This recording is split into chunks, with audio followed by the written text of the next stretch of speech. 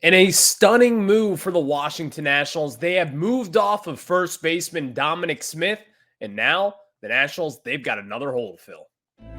You are Locked On Nationals, your daily Washington Nationals podcast, part of the Locked On Podcast Network, your team every day.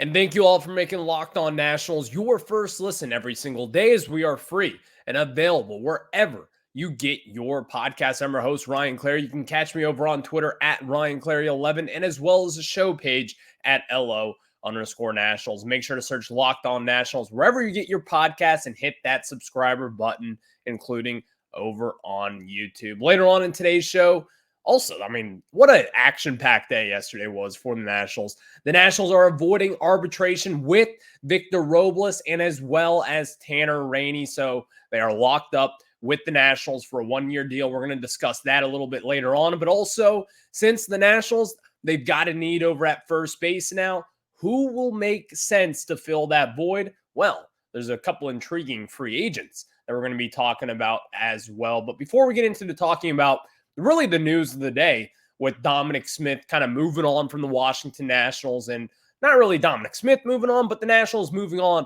from Dominic Smith. Today's episode is brought to you by Jase Medical, and empower yourself when you purchase a Jase case, providing you with a personal supply of 5 antibiotics that treat 50 plus infections. Get yours today at jasemedical.com. That's JASE medical.com. Dominic Smith. This kind of came out of nowhere, in my opinion. I wasn't really thinking that Dominic Smith was going to be moved off of come yesterday's deadline.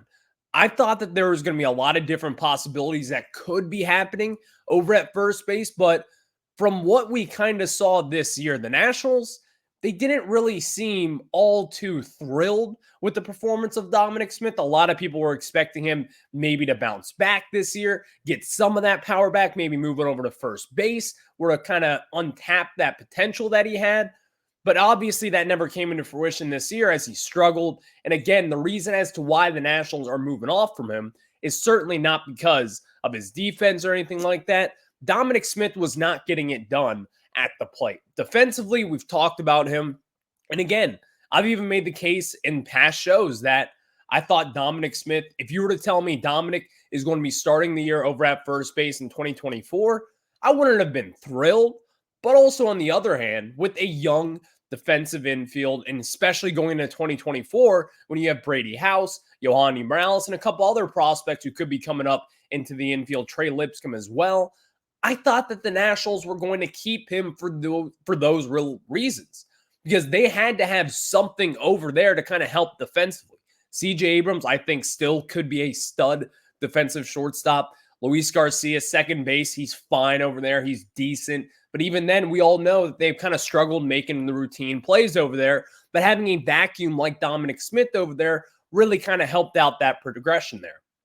So when the Nationals made the move yesterday to DFA Dominic Smith, and as well, it wasn't just Dominic Smith, it was Corey Abbott as well, but that's not real surprising or crazy news. I think we all kind of expected Corey Abbott could have been on that list as well. But man, Dominic Smith, this was kind of a stunner in my opinion.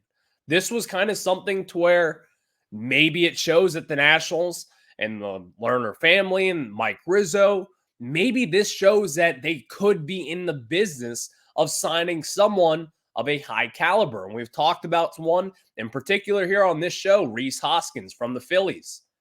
Could it be? We'll discuss that a little bit later on. But Dominic Smith, man, what a stunner. Because again, this was not something that the Nationals, in my opinion, had in their cards. I was not really expecting this. And the reason why I wasn't expecting it is because who are you going to have play at first base that is in-house? And if you tell me right now that Joey Meneses is going to be the Nationals playing over at first base, no, absolutely not. That should never be the plan for Joey Meneses to play first base. And if that is the plan for the Nationals, shame on them. Seriously. You cannot roll out there with Joey Meneses. And the only reason I'm saying Joey Meneses is because what other position do we have right now that can play over at first base that is in this system already? There's no one down in the farm system. There's no one up in the major league roster outside of Joey Meneses. Maybe the Nationals do have something up their sleeve, though, because we've talked about the possibility of backup catcher Riley Adams and really the impressive things he did at the plate this year and also behind the plate as well. Maybe he makes that jump over to first base. But even then, he's had the opportunities over at first base. If you remember in 2022, he was sent down to AAA to get those first base reps. Obviously, he never played over at the corner infield position this year. He's stuck behind the plate and also looked really good behind the plate defensively as well, at least considering what Keibert Ruiz is doing back there. So I don't think the Nationals are really going to be banking on someone like Joey Meneses or even Riley Adams to take over at first base. The only realistic option at this moment is to go outside of the organization. Now, again, if the Nationals just have this sort of plan, or maybe they're on the trade market trying to acquire talent, maybe to acquire a top prospect of another organization, who knows what the Nationals could be doing at this moment. But now heading into the offseason with no real answer over at first base and no real answer over at third base for the immediate future as well, you now have two important, prominent offensive positions that are now vacant, especially with those two positions, third base and first base. Those are two kind of power hitting roles in which we all know the Nationals over the last few years, that's where they have struggled the most. They weren't getting the production from Dominic Smith over there. Jeimer Candelario over at third base the first half of the season was definitely getting it done for the Nationals. Was really good, and he's a free agent as well. That's noteworthy, to say the least. But now you head into this offseason into a one in which we all kind of expected where the Nationals could be making this next step up into contention. You don't have two, not only defensive roles that have to be filled up in the infield, but also those offensive roles, the guys in the middle of your order. Now, luckily, again, there are some intriguing free agents in which the Nationals could go with, but is it really that intriguing if they're free agents? Because we're going to get into those guys later on. But if the Nationals were to go this in-house route, in my opinion, we'd be in pretty big trouble. I'm just being honest here. I cannot stand to see someone like Joey Meneses over there. I cannot stand to see this experiment with Riley Adams over there as well. Now, there's nothing to believe as to why they could be going that route. The only really logistical one would probably be Joey Meneses, just considering he played first base at some stretches in 2022 and as well as this last year. But you can't be realistic about this. You can't be putting Joey Meneses back over at first base after kind of what we saw in 2022. It's not good. It's not good enough defensively. And again, this is something to where if you were to ask me a year ago today, Ryan, how do you really feel about defensive effort with the Nationals? Well, if you were to ask me again a year ago today, I would have said, I don't really care too much. Catch the ball over at first base and make the routine plays. But something came very clear to me this year. Number one, having a good, solid defensive first baseman, especially when you're partnered with a 22-year-old shortstop who's still really just growing into himself, and as well as a second baseman that is as well young. When you have guys like that, you need someone to be that brick wall over at first base in order to make all the defensive plays, because it's not only going to help out your infield at the end of the day, but it also is going to benefit the pitching, the starting pitching, the bullpen, whoever is in there. Because if you were to look at Patrick Corbin, for example, Patrick Corbin, his fielding independent pitching is a lot different than his ERA, especially when you look at it in 2022. He had really bad defense behind him. Really bad. Now, how are they going to calculate that? That's something that we can get into another day. But the Nationals, they do need to prioritize multiple things here. In my opinion, the number one priority for this Nationals team is to get some sort of impact bat.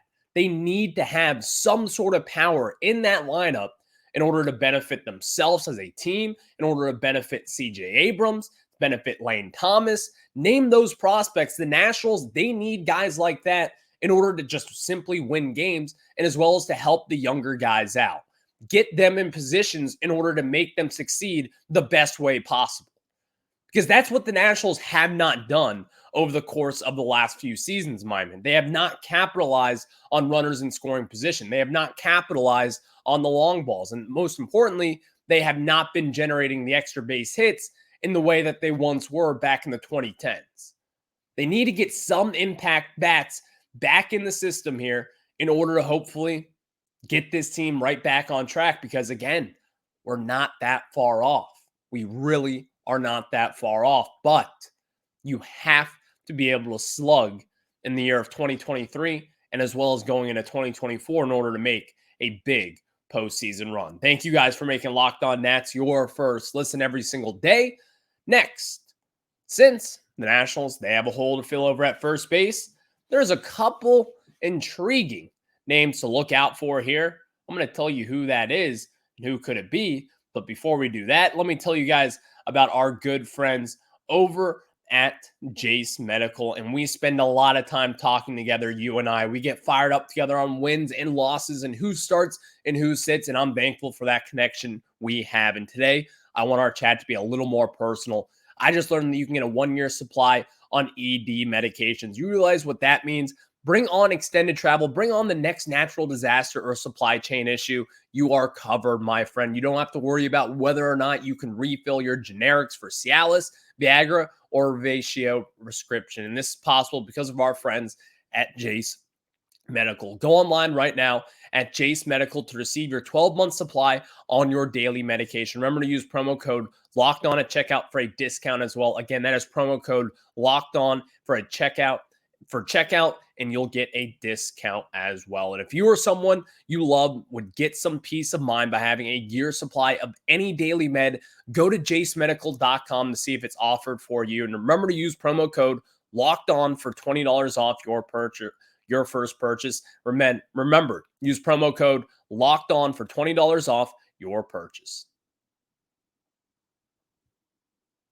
Now let's get back into it as the Nationals, they've got some holes to fill this offseason. And yesterday, it became as clear as ever that the Nationals, they're going to need to fill some holes here. But before we get into filling some holes, let me tell you guys about our new Locked On National streaming channel over on YouTube. Locked On has launched the first ever national sports 24/7 streaming channel on YouTube. Locked On Sports Today is here for your 24/7 covering the top sports stories of the day with local experts of Locked On, plus our national shows covering every league. Go to Locked On Sports Today on YouTube and subscribe to the first ever national sports 24/7 streaming channel. So now we get into some first basemen that could be intriguing for the Washington Nationals. And as well, I mean, you got to fill this at some point, right?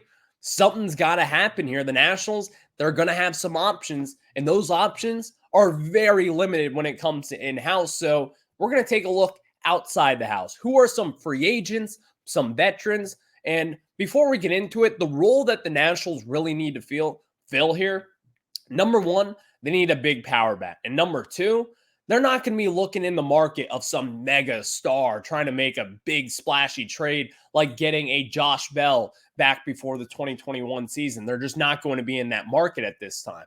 I don't think the Nationals will be in any sort of crazy market as well. But here's what they could do, and here's what they probably will do. They're probably going to look for that Pello kind of contract in which you can give a guy 1 year, give him a little more money maybe than what he is actually worth, and then see what he can do moving forward and see if the Nationals can maybe trade him at the deadline.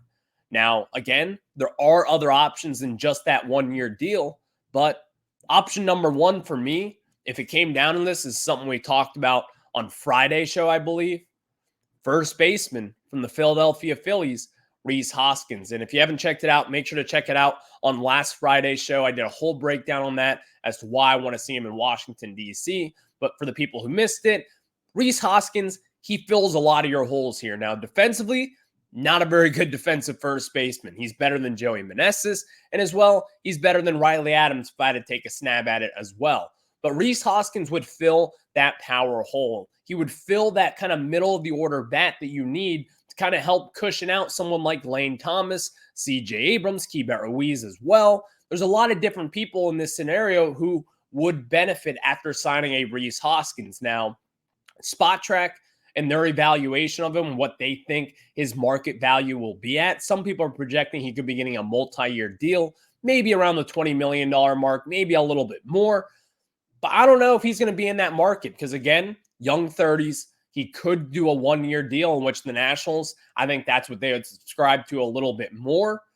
Now, on the other question on that, would Rhys Hoskins want to come here? Would he want to jump from the Philadelphia Phillies, who are competing for a World Series, to the Nationals, who may, and I mean maybe, might consider dabbling into a wild card spot this offseason? Maybe they could. It's a possibility. You just saw what the Arizona Diamondbacks and what the Texas Rangers did.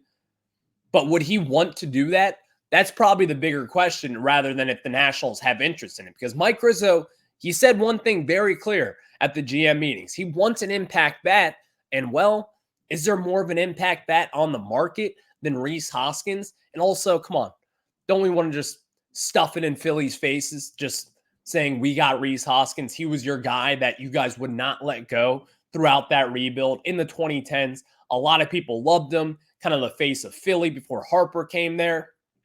It's an intriguing thought, to say the least, but not just Rhys Hoskins.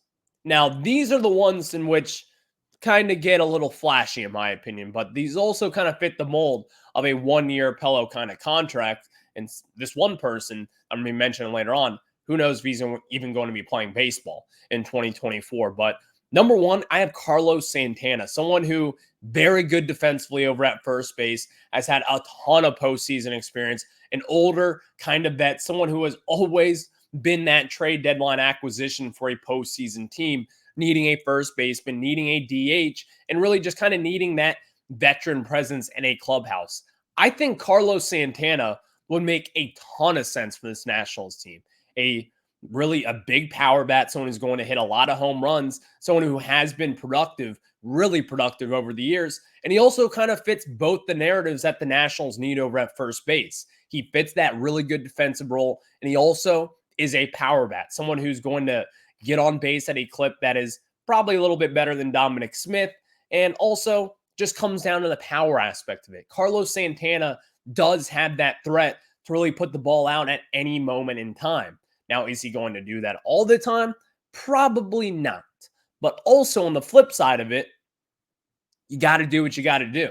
And the Nationals, he'll probably sign like a one-year, $10 million deal. I believe Spot Track had him around $8 to $9 million. The Nationals will have to pay some of that loser tax, some of that, to a team, to a guy who wants to win, who wants to be in the postseason. They're going to have to pry him away from another team and probably give him another extra $500K, $1 million, whatever it would take. Carlos Santana would be a very viable option for this Nationals team, and he would also fit that role, someone who has been healthy, someone who's going to be a trade deadline target for teams. And really, if it does work out for the Nats, which hopefully it does, wouldn't be that bad. He could be an impact player. And again, he kind of fits both those needs as a defensive first baseman and as well as a slugging first baseman. Also on this, CJ Cron.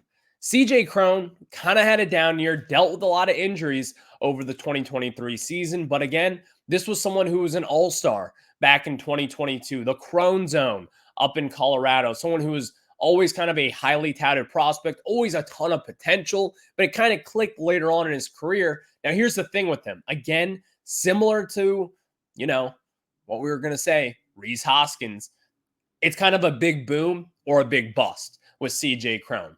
But this is kind of an intriguing one, in my opinion, because of the names that I'm going to list here, and we got another one after this, I think CJ Cron probably has the second biggest ceiling as far as Carlos Santana and as well as Rhys Hoskins go. I think Rhys Hoskins probably has the number one ceiling of all these guys that we're going to be talking about. But CJ Cron, again, an all-star caliber player, someone who can hit the ball really hard, someone who has a ton of power over at first base.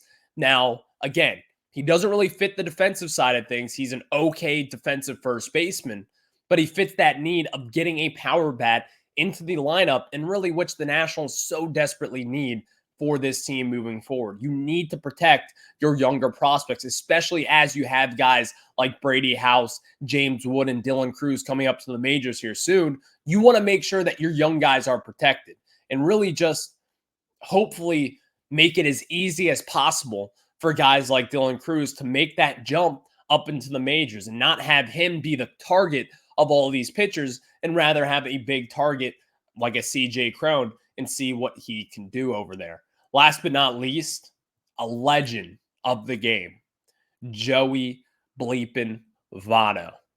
Yeah, Joey Votto, is he going to want to sign here? Is he not going to want to? Who knows what Joey Votto wants to do at this moment in time? He's a different cat, but I love Joey Votto. Joey Votto would make sense. Now, would it make sense for Joey Votto to want to come here? Probably not. But again, if he wants to have that playing time, if he's going to want to get a chance to play every single day as to kind of what he said to the Cincinnati Reds offseason here, DC would make sense.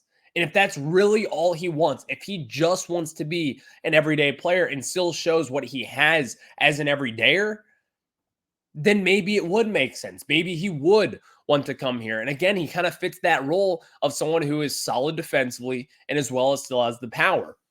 He hit more home runs than Dominic Smith did this year in way less games. I'm talking by like 100 less games, and he still had more power than Dominic Smith. There are many, he had so many more opportunities, or talking about Dominic Smith. Dominic Smith had so many more opportunities than Joey Votto, and Joey Votto, still at the age of 40, is still putting up some pretty good offensive numbers. And again, a clubhouse guy, someone who has been in the postseason, someone who has been a contender in the postseason, someone who has been a World Series contender, someone who has been an MVP candidate, someone who has won it. All of those things, all of them are good for this organization. You need guys like that. You need guys like back in 2012 when you get Adam LaRoche to come here to Washington, D.C. You needed someone like that, someone who's been on contending teams before and someone who is very good offensively as well as defensively when it came to Adam LaRoche. There's a lot of different guys that we can talk about here that would kind of fit this mold, but I think Joey Votto is a really intriguing name to watch here. Joey Votto would kind of be a sexy signing, in my opinion, would kind of make the Nationals cool just to have Votto in this organization. And also, I mean, I'm a baseball fan first. I love the Nationals, obviously, but I love baseball in general. It would kind of suck to see Joey Votto go somewhere else other than the Cincinnati Reds. But if he were to go anywhere, come here to Washington, D.C. And if the Nationals, if that was what they wanted to do as far as first base goes for the next year, sign me up. I'm all in for Joey Votto, even if you don't want to trade him at the deadline. Maybe you don't. Maybe you do. I'm up for it because I think this is going to be a win-win regardless. Just because of the clubhouse guy that he is in general, you don't really have to worry about all the nonsense that would come with it. That was kind of back in his old days. But again, love Joey Votto. Get him here in DC. I'd be happy. Very happy.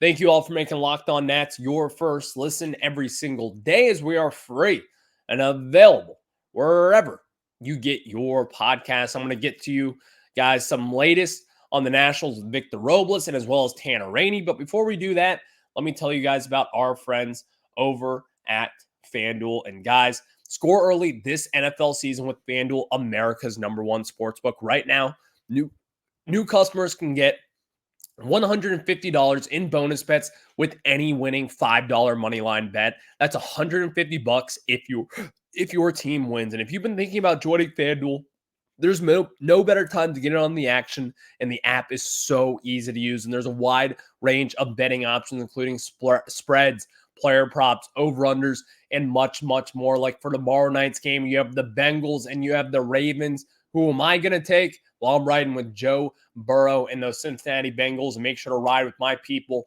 over at FanDuel as well. So visit FanDuel.com/lockedon and kick off the NFL season. Again, FanDuel.com/lockedon. FanDuel, the official partner of the NFL.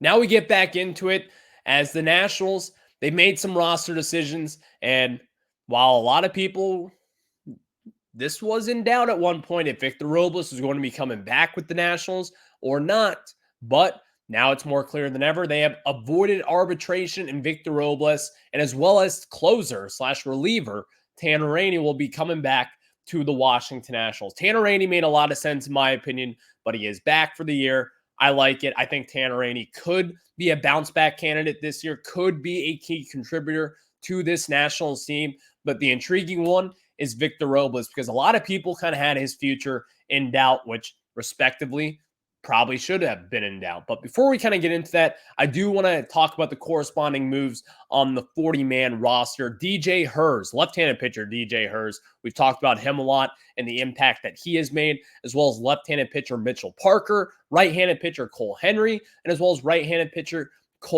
Zach Brixey. All of those guys are on the 40-man roster. They will not be drafted in the Rule 5 draft, and I think the Nationals made all the right decisions with those 4 guys. Getting to be able to protect someone like Cole Henry, he was kind of the odd man out of those 4 guys that I had on the list yesterday. I thought the Nationals maybe would have been able to risk losing Cole Henry, considering that he had the TOS surgery this offseason, or really this season, and hopefully see what he could do.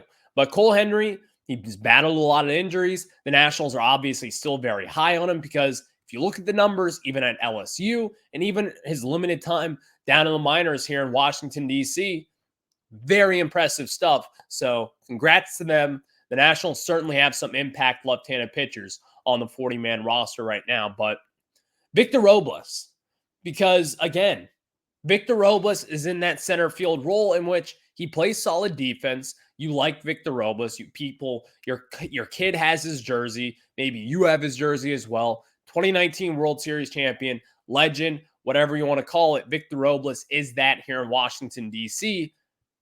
But on the other hand, what do we do? What do we do over at center field now? Because again, the Nationals, you now have first base that you have to fill, and that needs to come with an offensive-minded bat. Third base as well, you're going to need to fill that with another offensive kind of bat.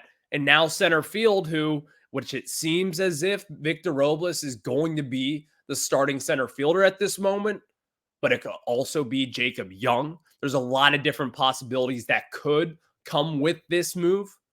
But what are kind of in the cards for Victor Robles moving forward? How will the Nationals kind of handle this situation? Because in my opinion, while it may not make a ton of sense to really kind of bring him back and make a 4th outfielder role out of him, the Nationals, I don't think it's anything guaranteed that Victor Robles is going to be the starting center fielder now. All signs seem to point that way, because it feels like the Nationals, they show a lot of different wants and needs right now. How many are they going to fill with starting potential caliber center fielders out there? You now have holes over at first base and third base that you're going to need to fill. And you also have to get an impact bat in this lineup as well. Where's that going to come, though? Because you also have Stone Garrett coming off of injury. In my opinion, he's going to be a shoo-in on the opening day lineup. I don't know where he's going to play, but he's certainly going to be on the roster there. Hopefully he'll be active for opening day, which I think all signs are pointing towards going into 2024.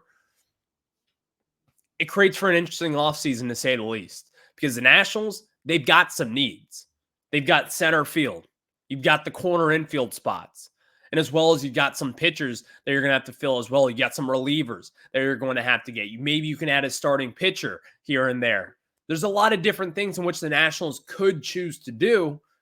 Now they just have to make a choice, and hopefully they make the right one.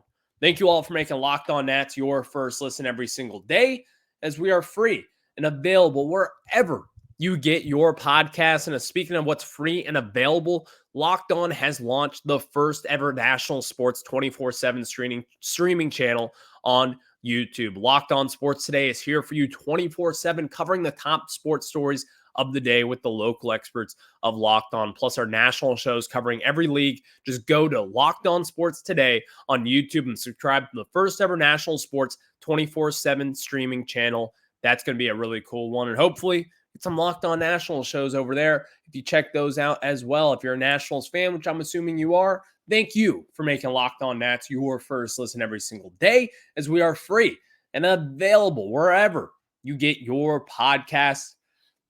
We'll see what the Nationals do this offseason. The 40-man roster, as far as right now, is set. We'll just have to see what Mike Rizzo decides to do. Let's see if he can wave that magic wand and make some magic happen for this team once again. I'll catch you guys on the flip side. Have a good one. I'll talk to you mañana. Have a good one.